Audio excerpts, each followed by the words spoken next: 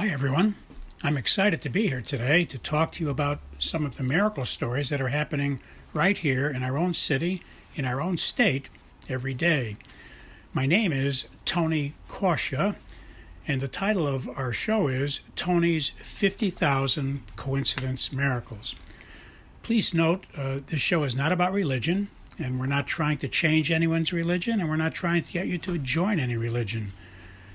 It's just about miracle stories. I don't know of any religion on the planet that doesn't talk about miracles. That's why religions begin, because they have something that's telling them there's really a God. But we're not going to get into that. We're going to just talk about miracles and leave the decisions about all that up to you. So we don't care what religion you are. We just want to talk about miracles. If you are an atheist, I think you'll enjoy the program as well, although I can't guarantee you'll remain an atheist very long after you hear many convincing stories, coincidence kinds of stories about miracles. You can email me your own stories if you wish. We'll try to use all we can on the show. I can't guarantee we will, depending on volume and time, but you're welcome to send your stories on to us, and we will mention them when we can. You can send them to the following email address. But please notice that if we do use your story, we won't mention your name. We'll keep you anonymous. And we suggest that in your story, when you send it to us, don't use your correct name. That way anyone listening will not be able to figure out that it was you that sent the story in. The email address you can send your stories to is very easy to remember. It consists of 2 words and 3 numbers. The first word is Tony, spelled Tony, and the second word is and, spelled AND, and the numbers are 777. So once again, the name is Tony and 777 at AOL.com. Well, let us begin. I was running errands one day and got inspired to take a break and go to Burger King for something for lunch. And as I was getting out of my car, I got inspired by Jesus to bring some business cards with me that talk about our books and our lectures and our radio show, to bring them with me. And as Jesus often does, he'll inspire me step by step like this. And often when I'm at Burger King, he'll inspire me to bring some cards and pass them out to people I bump into, or as I'm walking out, we're passing each other. So it's very convenient, if you're passing by someone, to just take a few seconds and give them a card. So I brought some cards with me, and I went inside, and after I got my order, I was inspired to sit there, take a seat at one of the tables. So as I was walking over to one of the tables, I passed by a few people who I got inspired to hand cards to. So I did. I left my stuff on the table. I went back and handed cards out to 3 tables. One person at the first table asked me to share with them some recent miracles, because the card said I averaged 3 miracles a day. They wanted to know what were my recent 3 miracles for that day. So while I was telling them, my back was to everybody else. I didn't notice, but the people behind me were paying attention. So as I started to walk back to my table, the next table was a mother. I would guess she was about 30 years old, and she had a child about 5 years old. They were at a table, and she asked me some questions about what are coincidence miracles, and to share a couple of miracles about children. So I shared a couple of those. And then I was walking to my table, and a man stood up. He also heard the stories, and he said, "Can I give you a hug?" He looked like a very presentable, pleasant person. He was dressed in a business suit, so I ran the risk and said, "Okay." So he gave me a hug, and he said, I can't thank you enough for sharing the stories you're sharing, because I grew up in a Christian household, and we often talked about coincidence miracles that were happening to us. And I know if everybody keeps sharing miracles, that'll help everybody, to believe in God and follow God. So he was basically saying that he was happy that I was doing what he wished that he could do. And he said he was inspired that he needs to also do something like this to keep publicizing, because he also knows that the Bible tells us to keep sharing the glories and the wonderful things about God. The Bible is very clear. God sends us these wonderful miracles and coincidences as signs that he's living with each person. So those of us who notice, we actually see the miracles, we owe it to the rest of the world to tell everybody about it so they can experience, you see. It's like some of us are noticing God and many of us are not. And our job, if we're noticing, our job is to tell the people who are not noticing so they can start to notice as well. I've been doing this for 55 years now, and I know that's the mission. Everybody who notices miracles in their lives is supposed to be telling other people about them, so that our role is, those of us who are noticing, is to tell other people so that they will also start to notice. It's really a very simple procedure and process. Some people notice miracles and many of them don't. And the reason I've noticed them is because some people told me about them many years ago. And I know I've helped a lot of people since then because that's what I do. I notice miracles and I tell people about them, and then they start noticing and they tell other people about them. And that's how you can change the whole world, because when the whole world is listening to God, talking to him, asking him for wisdom, asking him for guidance, then the whole world will be doing God's will, as we say in the Lord's Prayer.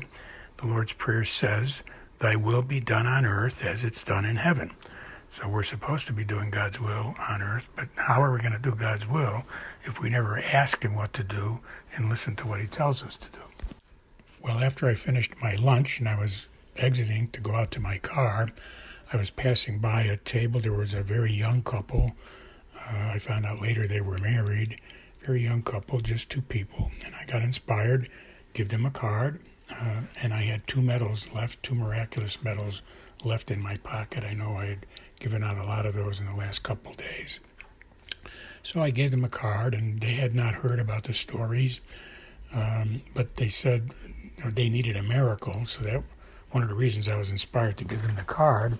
I didn't know it initially, but it was because God knew they needed a miracle. So they asked questions about how do you go about asking miracles, how do you go about noticing when you're getting them, and they shared some things. They were having some problems in their life.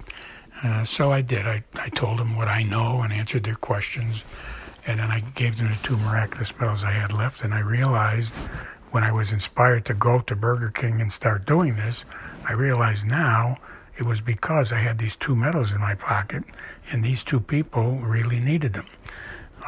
So I gave them the medals and left, and they were delighted about it. They were traveling, by the way. They were from out of state.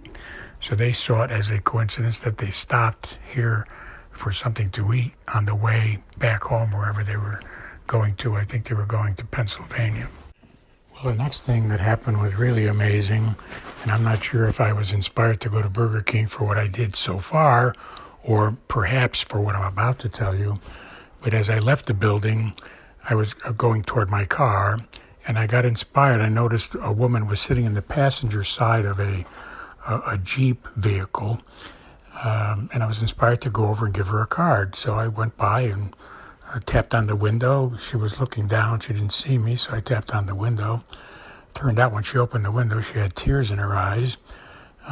So I gave her a card. I told her about the books, and she was fascinated. She started asking me some questions about when did you start and what was your most stupendous miracle, and she asked a lot of questions. And then her husband came out. He went inside to get not her husband, but her boyfriend came out with the order. He had gone inside.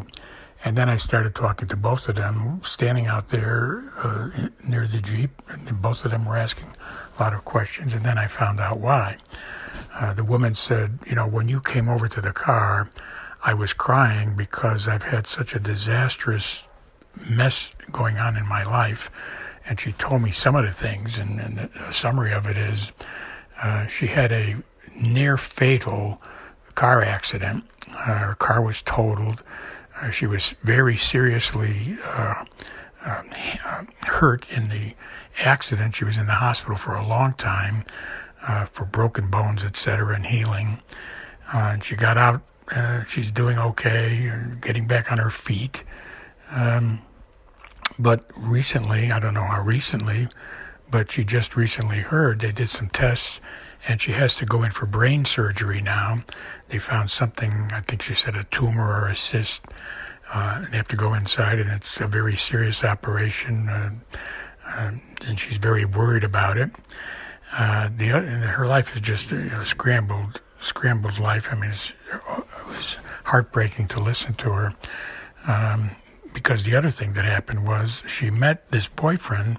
They've been dating for about 1.5 years now. They've decided they wanted to get married before all these things happened. But since they decided to get married, she got in a car accident that was nearly fatal. And now she's hearing about this brain surgery. And the reason why this is such a disaster is because the man she's talking about marrying had already been married, but he married a woman, and they were only married for like 2 months, and she died from some fatal thing that she contracted, some kind of an illness. So they were married for 2 months, and she passed away. So now here he's trying to get married again. He's fallen in love with this woman, and she's having all of these disastrous things happen. So she is saying that we're probably she wants to stall the wedding. Because she feels like, she may not be around long. She doesn't want to put her boyfriend through this nightmare of getting married and then having her pass away. So she's very troubled about it all. So I told her about some other miracles in my life, similar people that's going through what she's going through and how they made it and got through all of their nightmares. And then I said, hold on a minute, I think I might have some miraculous metals in my car. And I went to check, and sure enough, I had some miraculous metals in the car. I came back, and they both know all about miraculous metals. They've heard about them. They've heard about all the wonderful stories, people who ask the Blessed Virgin to talk to Jesus for them. So if you have a need, you ask the Blessed Virgin Mary to go to Jesus for you, and please put in a good word for you. And that's what this is all about. And miraculous metals are metals that people carry. People who do that, people who ask Mary for help, they carry the metals. They were so delighted and so happy they couldn't thank me enough because I told them the metals are blessed by a priest, etc. This might be a good time in our weekly sharings to cover an important topic right now. As you heard in these stories at Burger King, I was involved with touching about 8 different people just by handing out cards about the books and giving them miraculous medals, because I was inspired by God to go to Burger King. I was inspired by God to bring the cards in, bring the medals in. And because I did that, I wound up being in the right place at the right time. The people that were there obviously were sent there by God. The person the last couple I told you about, the brain surgery, they were specifically from another state. They were just passing through, and they just happened to meet this person who comes out of Burger King, gives them 2 miraculous medals, and tells them about our book. They can listen to the book for free. We have a free audio on our website, so the card leads people to our website where they can listen for free. So I think what I'm trying to stress here, and I hope it's obvious, is each one of us, everybody listening to this program today, we have the opportunity to talk about God in our circles of life. All we need to do is pay attention to the inspirations God sends us. He puts a thought in our head, go to Burger King. He puts a thought in our head, give a card to that person or give a medal to that person or say hello to that person or pick up bananas that fell on the floor for that person, whatever. So God inspires us. If we do the inspiration, he winds up speaking through us, speaking with us. So our mission is to let God tell us what to say and do, and we become his ambassadors for others. God bless you all. I'll talk to you next week.